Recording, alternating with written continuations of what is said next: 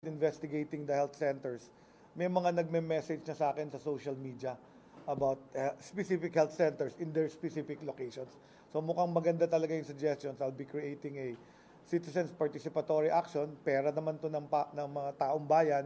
So yung taong bayan na rin ang mag-report sa akin ng mga facility na nakapadlock or hindi gumagana at mai-report sa akin at mapuntahan namin at mabisita namin. So may resources din na in-offer ang ICI to help me in my investigation. So yun lang muna. Happy to answer your questions. Good morning, Joseph po sa GMA7. Yes, Joseph. Can you just tell us yung description ng mga super health centers? Yung po bang scheme dito is in the nature similar to flood control projects in terms of No.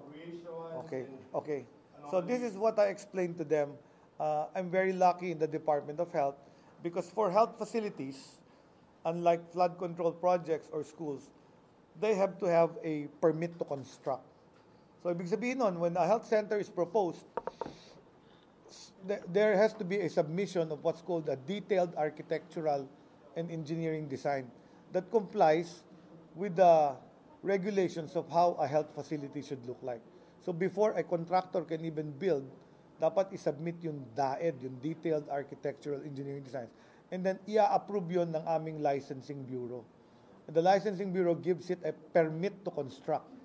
And then, pag natapos na yun, bumabalik sila sa licensing bureau para mabigyan siya ng license to operate. So, in this way, may konting check and balance sa Department of Health, health facilities. Kasi nga, ang DOH ang regulator. So, medyo meron silang dapat pagdaanan. Hindi kagaya, let's say, a school. Sabi nga sa akin ni Secretary Sani, yung school, gagawin ng DP, bibigay na lang sa kanya. And kung minsan, hindi siya happy sa functionality of the school. Sa amin, mabe-blame yung contractor pag hindi niya sinunod yung detailed architectural design that was given a permit to construct. So, sir, yung 200 plus yun, sir, and first question is, ilan yun, sir, and the total amount? And second is, where's the anomaly? So don't the figures kasi kahapon ina-announce ko 297. Akala ko nabawasan na kasi nag-open yung binisita ko. Pero hindi nabawasan, nadagdagan, naging 300 na naman. So as we continue to investigate, the number is fluctuating. But at least it's around that figure, about 300. So what I can tell you is, when I reviewed the super health centers, there are 818 that have been actually funded. 818 and about 500 were completed. That means yung remaining 300 are ongoing. So hindi ko pa pwedeng pakialaman yun. Let them finish first. Pero those that have been completed, chinek namin. Ilan ang functional, ilan ang not functional. Yun yung 300. Yung kahapon 297, yesterday evening naging 300 siya. 300 facilities that have been completed. Ang tawag namin, ready for occupancy. Kasi yung completed, nalilito kami. Kasi nga meron, kagaya sa Marikina, completed phase 1. So parang naloko ko doon. Sabi sa akin, completed na yung project na yun. Yung pala, completed phase 1. Pundasyon lang. So ngayon, meron kaming term na ang hinahanap ko, yung ready for occupancy, kagaya yung nabisita ko sa Antipolo, yung sa Tanza Antipolo. Yun, luckily, nung binisita ko, naging first day of operations nila. 1 year ko nang naibigay sa kanila yon. So yun ang gusto kong maumpisahan, no? Yung mga super health center na tapos na at ready for occupancy. And the anomaly where ang anomaly, sir, is? Ang nakikita namin, hindi anomaly, no? It's ang nakikita naming obstacles to operations are, number one, kung minsan walang power, walang water. Doon kasi sa arrangement namin, it is the LGU that will make sure that it is connected to the electricals, that is connected to water lines, and then who will also hire the personnel, yung doktor, yung nurse, yung midwife, yung pharmacist, na magpapatakbo ng health center. So it's really the LGU. Kami, grant lang to build the infrastructure. Okay. Sir, Isa Cotoner from Bombo Radio, Philippines. Sir, yung mga super health center facilities na po, na-check nyo na po ba ito? Kasi may statement kayo before na dapat ang hospital ang mag-i-stay kapag tumama nga yung the big one. Have you checked this completed super health centers, their quality, kung masusustain ba nila if ever man na tumama nga yung the big one, since kayo po ang prominent? Okay, so I don't have to check that because when they are constructed, meron tinatawag na building code. So may building code for health facilities, they should be able to withstand a 7.2 magnitude earthquake. So ano yan, imputed na yan in the contract that what they build me should be a health facility standard based on our Philippine building code. So pag yan bumagsak, ay yun ang dapat natin i-check. Bakit siya bumagsak? LGU yan, LGU gagawa niyan. Secretary Johnson from ABS. Yes, Johnson. Curious lang po, what triggers you to conduct an investigation and do the ocular inspection? This started with the flood control issue. So napapanood ko rin yung flood control. So in 2024, all our health facilities were being implemented by DPWH because it was placed in the GAA of 2024 that all health facilities above 5 million and not belonging to the Department of Health will be implemented by DPWH. So since DPWH is in the highlight, I decided to look at the things being implemented by either the DPWH or the LGU. Tatlo kasi ang implementers eh. It can be my regional office, it can be the local government unit, or it can be the DPWH District Engineer's Office. So that's why tinitingnan ko itong mga health facilities na construct in that methodology. So may idea na kayo, sir, nasaan yung majority of those projects na hindi pa kompleto or declared completed pero hindi pa nagagamit? So majority are of course in Luzon kasi pinakamalaking landmass. I think 170 plus of the 300 are in Luzon. And then distributed to Visayas and Mindanao. So minamap na namin to. So I've actually instructed my regional directors to inspect. Kasi ang dami niya eh. Di ba? 300. Papabisita ko lahat yan and then papamonitor kung bakit hindi pa nagbibigay ng services. And my job is solutions. Remember, hindi ako investigator. I'm a doctor, so I'm making sure that these health facilities, if they were finished, should be giving health services to the people in that community. Pero initially, Secretary, who needs to explain? The DPWH or personnel from the DOH or LGU? Yung tatlo. Because that's the difficulty here with the local health system. Ang mga kasali dito is the LGU, our regional office, and the implementer, the DPWH. So it cannot be put on one. So magtuturuan nga sila eh. Kuminsan nagtuturuan sila. Kuminsan nakaturo pa sa akin eh. Back to the DOH. Sir, nakapag-ugnayan na ba kayo kay Secretary Tizon regarding dito sa super health centers natin? Not yet, no? But he knows that I'm actually investigating it. Nagkasama kami nun sa earthquake sa Davao Oriental at saka sa Bogo. At sinabi ko nga, tinitingnan ko na rin yung mga implementation. In fact, I was telling him about the super health centers that are being implemented by DPWS. Busy-busy pa yung tao, nahiya naman akong dagdagan pa yung problema niya. So gawin ko muna yung sa aking side, and then what solutions I can offer, magpupulong kami ni Secretary Vince. Sec, Gico Custodio from Brigada. There is a video, Facebook visual live cut circulating online at sinabi niyo doon na at least kayo yung nag-expose kesa kayo yung in-expose. So, what can you say? What do you mean by that, Sec? If it's cut, it's does it probably, mean, you have to look at the whole context. If I were you, look at the whole video.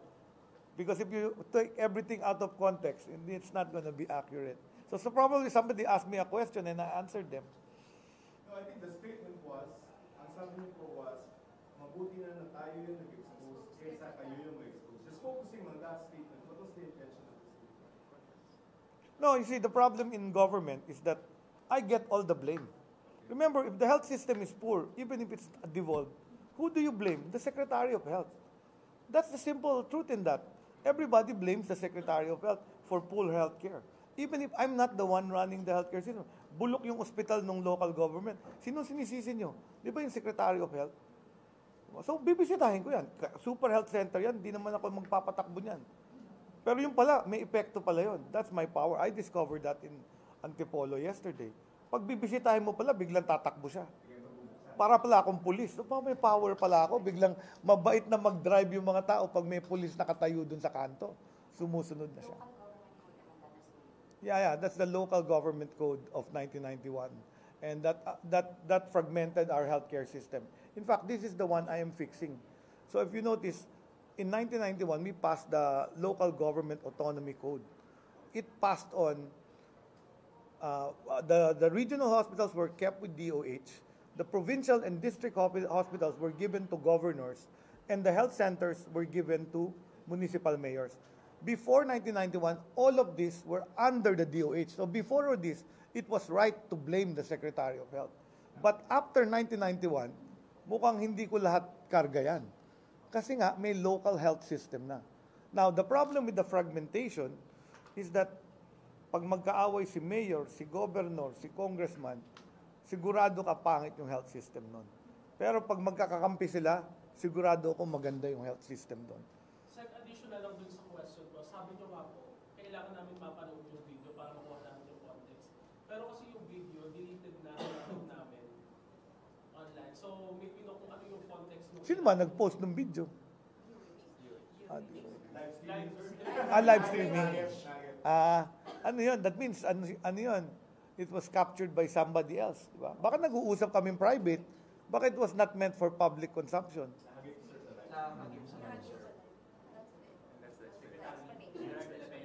But I'm not denying I didn't say that, and that's my explanation. Sir, tanong ko lang po, may kumakalat ng information na may lockdown in certain areas, Quezon City among them. Ano po ba ang directive ng DOH? And kung totoo Okay, po, may so kailangan na lockdown? so let me explain. The lockdown was done during COVID. There is no planned lockdown. That is fake news. So what we have is the seasonal respiratory illnesses. So it's not a flu outbreak. We do not have a flu outbreak. It is our ILI season. What is ILI? Influenza-like illnesses. Marami siyang sakit. And these are sakit like ubo, sipon, trangkaso, and all others similar to that. That spreads very fast during the rainy season. So, minomonitor ng DOH yan. We know many people are getting sick. In fact, yung mga report sa akin, yung anak daw niya, twice in 2 weeks nagkasakit. O, magkaibang virus yun. Dabi nahawa siya ng sipon, nahawa siya ng trangkaso. So, wala tayong outbreak from a single virus. So, there is no need to declare lockdown. But, there is a recommendation to maybe start wearing your mask or staying at home if you are sick. That's the public health recommendation because it is our season for this influenza-like illnesses which you get by respiratory spread. Maybe if you're sick, huwag ka nang pumasok sa trabaho, huwag ka nang pumasok sa school. And this is also the reason DepEd declared no classes. Although we didn't recommend it to them, they did it together with the earthquake and together with retrofitting. Time na rin nila mag-sanitize daw. It's actually also good kasi nga, I think the kids, if they don't go to school, will not infect each other. My fear is that kids will get infected, they recover after 3 to 5 days, pero if they bring it home to a lolo, lola, or someone who is on dialysis, baka yun ang mamatay. So in a way, okay lang yun. Di naman ako kontra dun sa doing alternative methods of education. In this week, patapos na yata, next week may pasok na sa NCR. So, pero yun, yung public health precautions, nandun pa rin. Cover your mouth when you're coughing or sneezing. May wear a mask. And if you're sick, huwag nyo nang papasukin yung anak nyo kasi maghahawa lang ng ibang bata. Is